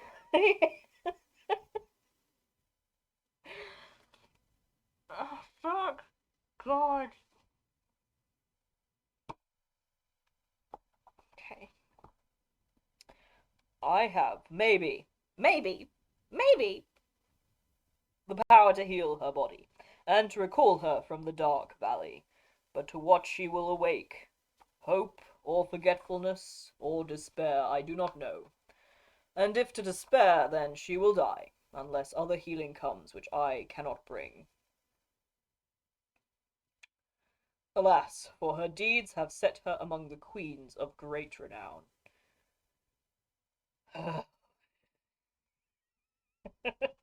Yes, let's discuss at length how traumatic her crush was on him. This must be terrible for Aragorn. Then Aragorn stooped and looked in her face, and it was indeed. I swear to God, I swear to God, we have to keep.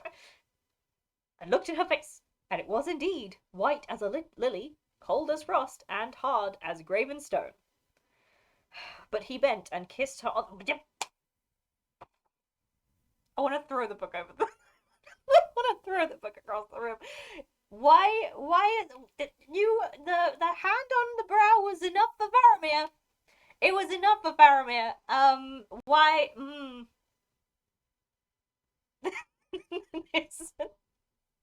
I can't believe we're getting through this slower than last week, last chapter. But Aragorn is here.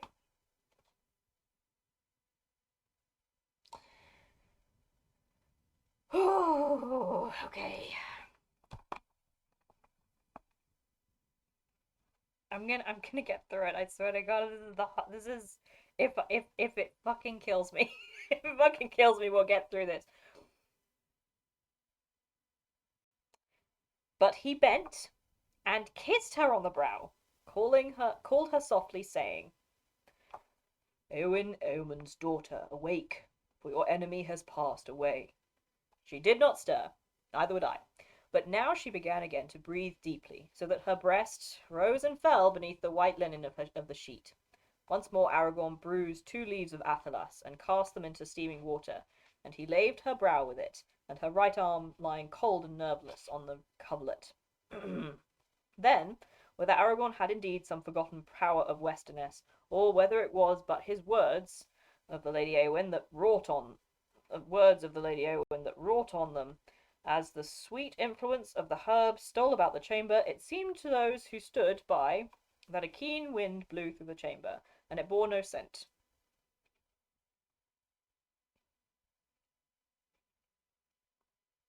Yes, exactly. There. And it bore no scent, but it was an air wholly fresh and clean and young, as if it had not before been breathed by any living thing, and came new made from the snowy mountains high beneath a dome of stars, or from shores of silver far away washed by seas of foam. Awake, Eowyn, Lady of Rohan, said Aragorn again, and he took her right hand in his, and felt it warm with life returning. Awake, the shadow is gone, and all darkness is washed clean. Then he laid her hand in Eomer's and stepped away. Call her, he said, and he passed silently from the chamber. Eowyn, Eowyn, cried Eomer amid his tears.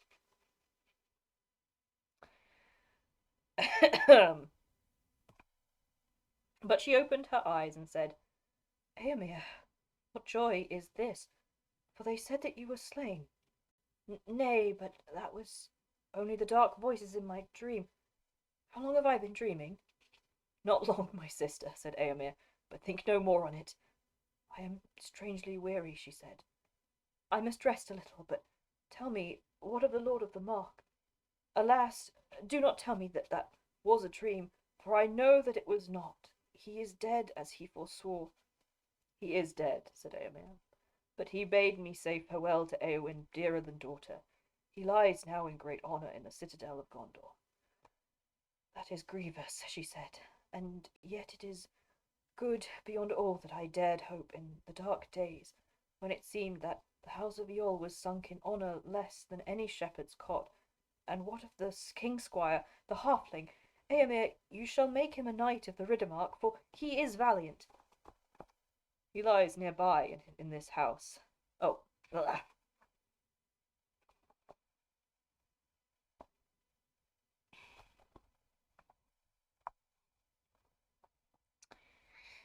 I have to do Gandalf now. He lies nearby in this house, and I will go to him, said Gandalf. Eomer shall stay here for a while, but do not speak yet of war or woe until you are made whole again. Great gladness it is to see you awake again to health and hope so valiant a lady. To health, said Eowyn. Well, it may be so. At least, while there is an empty saddle of some fallen rider that I can fill, and there are deeds to do. But hope, I do not know.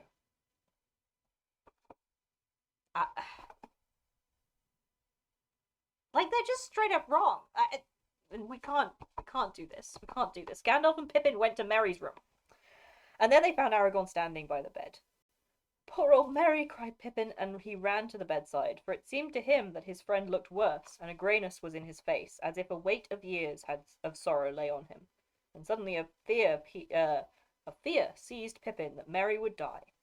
Do not be afraid, said Aragorn. I came in time. Only just! Spent so fucking long talking about how pretty Eowyn is. I will finish this chapter.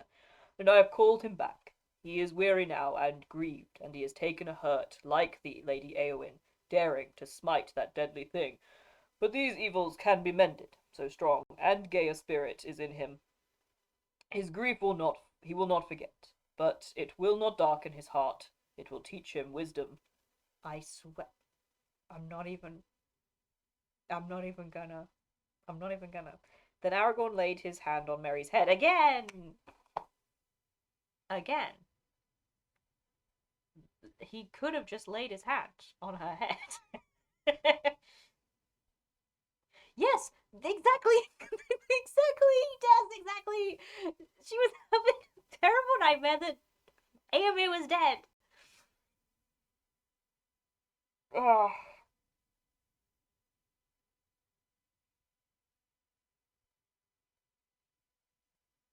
Yes. Oh, what a shame. She's despairing of her unrequited love. That was why. I'm gonna Aragorn laid his hand on Merry's head, and passing his hand gently through the brown curls, he touched the eyelids and called him by name. And when the fragrance of Athelas stole through the room, like the scent of orchards, we've already gone through the scent of, anyway, like the scent of orchards and of heather in the sunshine full of bees. Suddenly, Merry awoke, and he said, Oh, I'm hungry. What is the time? It's past supper now, said Pippin, though I dare say I could bring you something if they will let me. They will indeed, said Gandalf, and anything else that this rider of Rohan may desire, if it can be found in Minas Tirith, where his name is in honour. Oh, good, said Merry.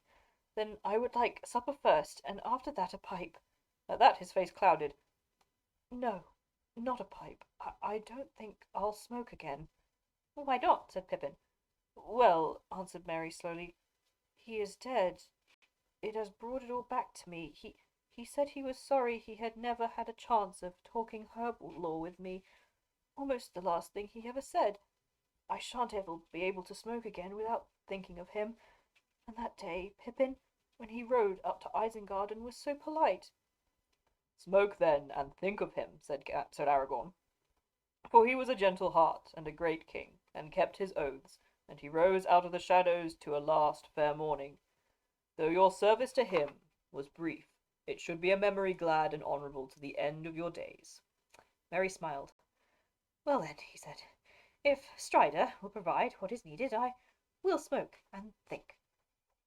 I have had some of Saruman's best in my pack, but what became of it in the battle, I'm sure I don't know. Master Meriadoc, said Aragorn, if you think that I have passed through the mountains and the realm of Gondor with fire and sword to bring herbs to a careless soldier who throws away his gear, you are mistaken. If your pack has not been found, then you must send for the herb-master of this house, and he will tell you that he did not know that the herb you desire had any virtues, but that it is called Westman's weed by the vulgar, and gallinass by the noble, and other names in other tongues more learned, and after adding a few half-forgotten rhymes that he does not understand, he will regretfully inform you that there is none in the house, and he will leave you to reflect on the history of tongues. And so now must I, for I have not slept in such a bed as this, since I rode from Dunharrow, nor eaten since the dark before dawn.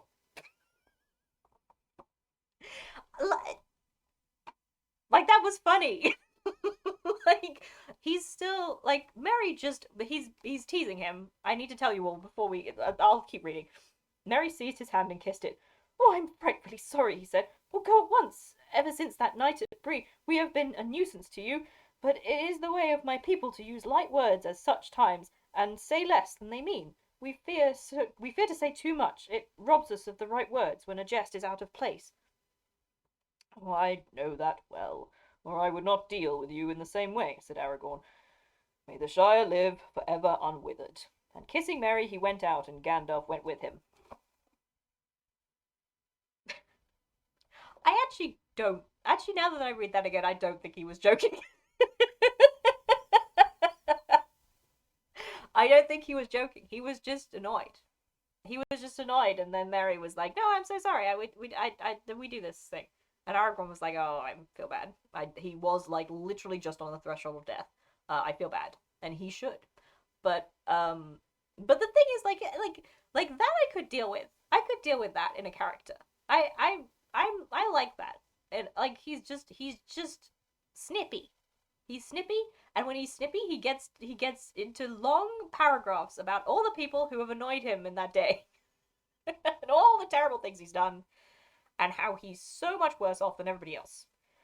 Um, Despite the fact that multiple other people did exactly the same thing as him, and are now dead. So, mm. Yes, the scent, the scent, well, no, I don't think so. To death, sorry. No, because Gondor doesn't smoke. Gondor and Rohan don't know what smoking is. They've never tried smoking, and apparently Aragorn just didn't bring it down with him, unless he did, and Denethor watched him smoke and was like, "Dude, that looks weird as fuck. I'm not gonna. That sounds bad for you. That sounds bad for you. I'm not going to." I like that image actually. That probably is how it happened. Like Thorongil like took out this random ass wooden contraption. Um and it is, yes. He took out this random wooden contraption and was like and Dennis was like, "What? Are you lighting that on fire? Breathing it that can't be good for you." That can't be good for you. Why are you doing that? And Aragorn's like, "That's fun. It's that I can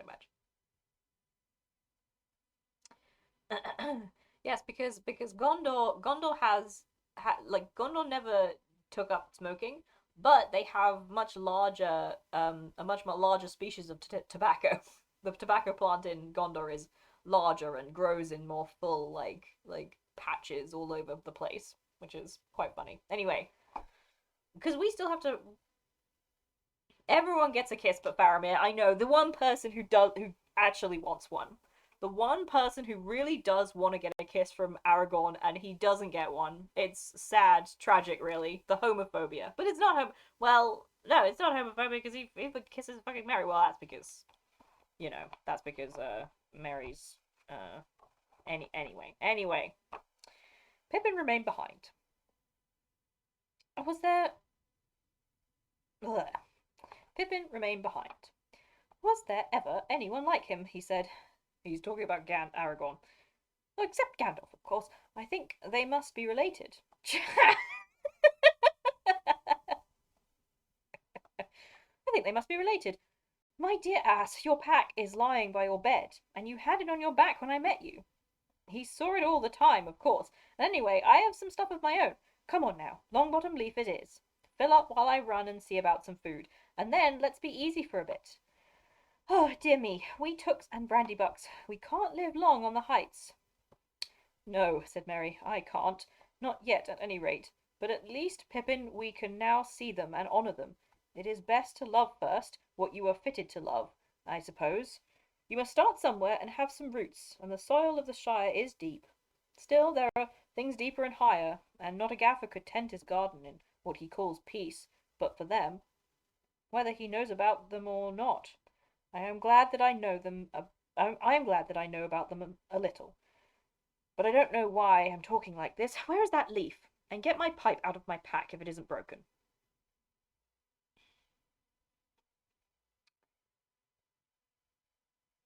He's treating him meat to keep him caged. Shut up, Jamie, no! No, I can't think about that. Aragorn and Gandalf went now to the Warden of the Houses of Healing, and they counselled him that Faramir and Eowyn should remain there and still be tended with care for many days.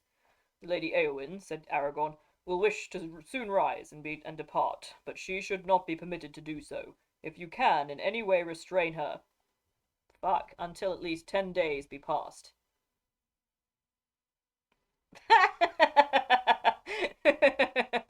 Yes. Amazing. A great image, but anyway. As for Faramir, said Gandalf, he must soon learn that his father is dead, but the full tale of the madness of Denethor should not be told to him until he is quite healed and has duties to do. See that Beregond and the Perian, who are present, do not speak to him of these things yet. And the other Perian, Meriadoc, who is under my care? What of him? Said the warden.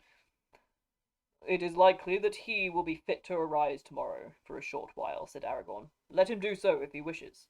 He may walk a little in the care of his friends. They are a remarkable race, said the warden, nodding his head. Very tough in the fibre, I deem. Great. Are they gonna strap Eowyn down to the bed? Is that what Aragorn meant? Not gonna think about it. We are so close to the end of this chapter. At the doors of the houses, many were already gathered to see Aragorn, and they followed after him. And when at last he had supped, men came and prayed that he would heal their kinsmen or their friends, whose lives were in peril through hurt or wound, or who lay under the black shadow. And Aragorn arose and went out, and he sent for the sons of Elrond, and together they laboured far into the night. And word came through the city, the king has come again, indeed. And they named him Elfstone, because of the green stone that he wore. And so the name, which it was foretold at his birth that he should bear, was chosen for him by his own people. I just like it's again. They're ticking boxes. You see, they're ticking boxes. They're like, oh, they chose the name. No, they fucking didn't. They fucking didn't choose the name. It's absolutely not true. Absolutely fucking not true. Aragorn chose the name. Or Elrond chose the name. Or Galadriel chose the name. And then they gave him a big ass green fucking obviously elf stone. And then of course, after not telling anybody else his actual name, everyone started calling him Elfstone. It's with the thing is that Aragorn was tired of people like he wanted to like make sure that Hip's image in Gondor was not like his image in Bree. Like he's gotten better at like he just didn't want them to call him Strider is the thing. He just didn't want them to call him long-legged. And when he could labour no more, he cast his cloak about him, and slipped out of the city, and went to his tent just ere dawn, and slept for a little. And in the morning the banner of Dol Amroth, a white ship, like a swan upon blue water, floated from the tower, and men looked up and wondered if the coming of the king had been but a dream. That's quite funny, actually.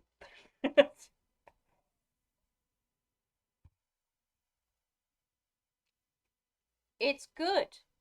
Listen, again, I'm not going to say that it isn't good that Aragorn didn't wear himself out treating all of these people. I'm not going to say that that's not good. I'm glad he did, and it's commendable. I do not believe he was doing it just for the sake of those people not dying. Um, that, like, I don't think Aragorn is healing these people because he wants to heal them. He's healing them because he is controlling his image. It's literally what he's doing. Because he's wearing the Elfstone. So he's specifically making it so that these prophecies come true. Like that's what he's doing. And like again,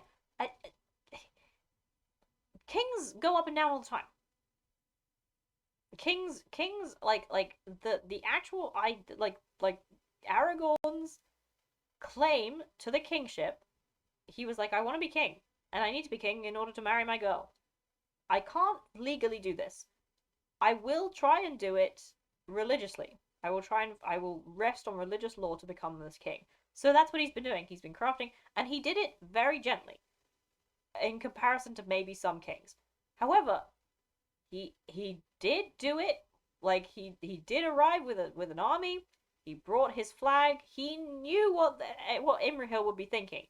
He says he knows because he tells people, I don't want strife. I don't want strife.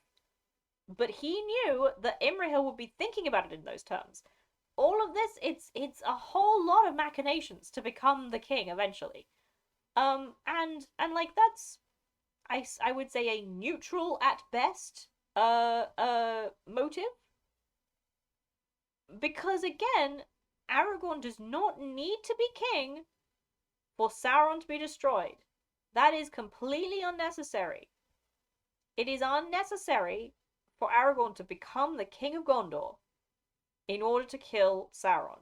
It is his personal pet project that he is working on very devotedly, and Gandalf is doing everything he can to help him. I wonder how much brain juice Gandalf could have saved if he wasn't constantly trying to make sure that Aragorn was slowly growing in his correctness to be a divinely ordained king. I wonder. So that is the end of that chapter.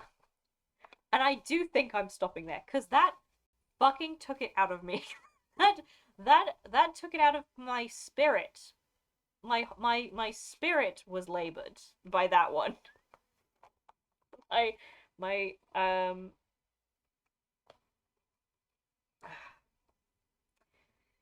yes, exactly. Yeah, exactly, like yes, Gandalf being a very again, well, I mean, again, this is just how Gandalf works. He's controlling.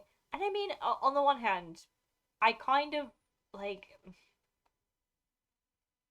I would say yes, it is a good idea to not tell Faramir whilst he's in the midst of like trying to recover from hyper depression, magical depression, just like in Jamie's campaign.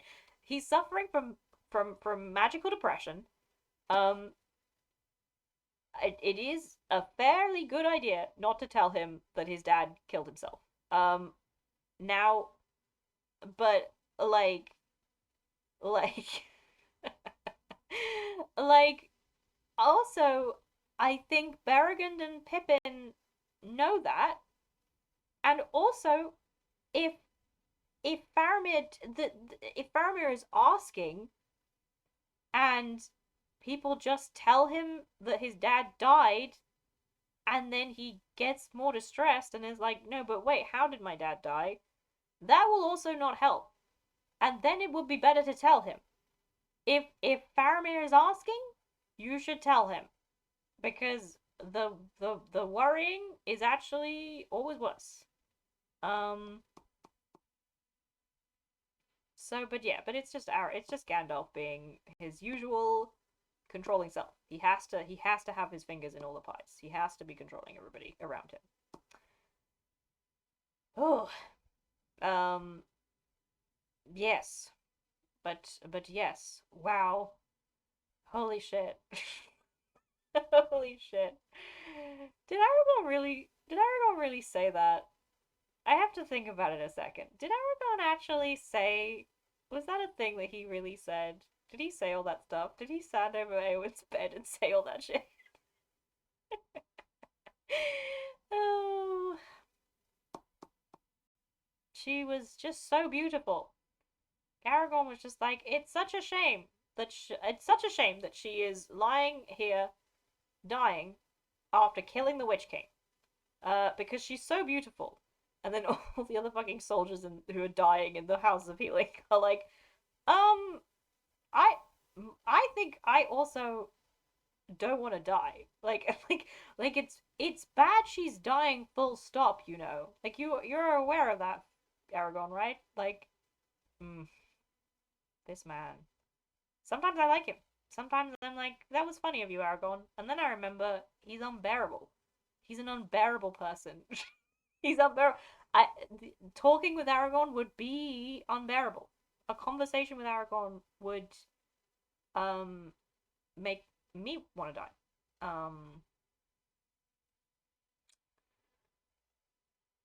Oh,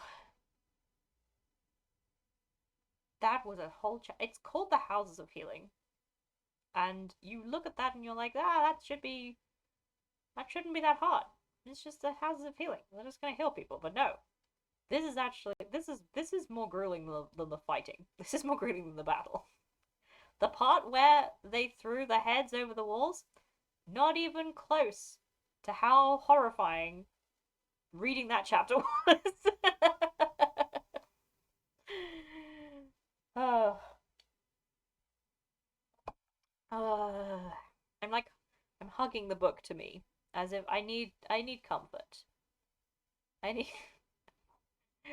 There should be here. I need comfort. Oh,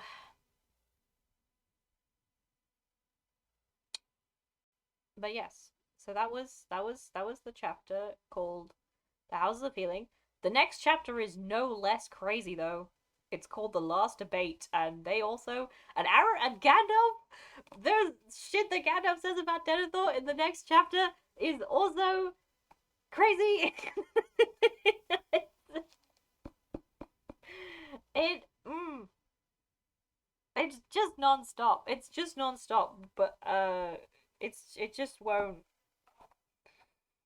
There is a song in the next chapter though. There is a song which is only a one verse. So I will learn it. I will. I will.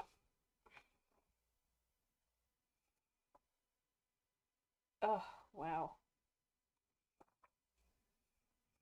Okay.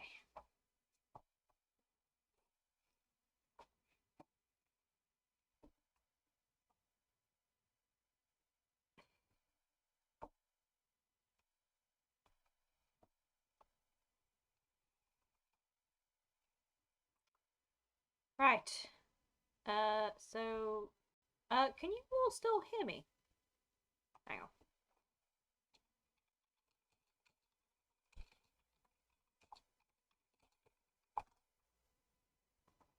That was not a question mark, but no mind.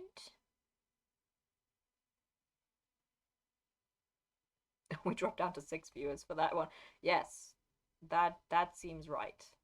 That seems right. Aragon. Okay. Okay. Good. Right. Well then.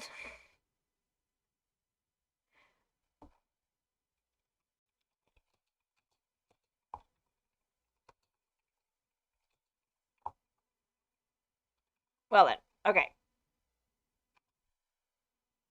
Okay. I'll just check to see how far back we are, but mainly, uh, right. Okay, good. Okay, not too far back. So, so, so I think that's it. I think that's it. I think I need to. I think I think that shall be it. And I will I will do I'll we'll do the last debate next week. We'll do the last debate next week. So thank you again everybody for coming. It's good that we end this stream with me wandering around Aragorn's pavilion and his beautiful bed and all the tables that they brought down for him and all these beautiful chairs they brought down for him and the mirror. um, but yes, so yes, that's yes, the bad Aragon movie would be is a great place to go to after that. Absolutely, very good. Uh, so yes, I feel primed to go to bed. um, yeah, I think that's it. I'm trying to think if there's anything I need to. I'm trying to think if there's anything I need to talk about, but I don't think there is. Can't remember it. Oh, thank you, Reklos. I felt like I did great in what regard? I did great with did great with. I was I coped very well with the whole. It was harrowing. It was harrowing, but we did make it. So yes, thank you everybody for coming. Had a great time as always. Glad we got through another harrowing chapter. I will see you all next week. Hopefully, anyone who wants to come. Um, and yes, if you can tell me when you hear me say now, that'll be very helpful, so I can stop the stream then.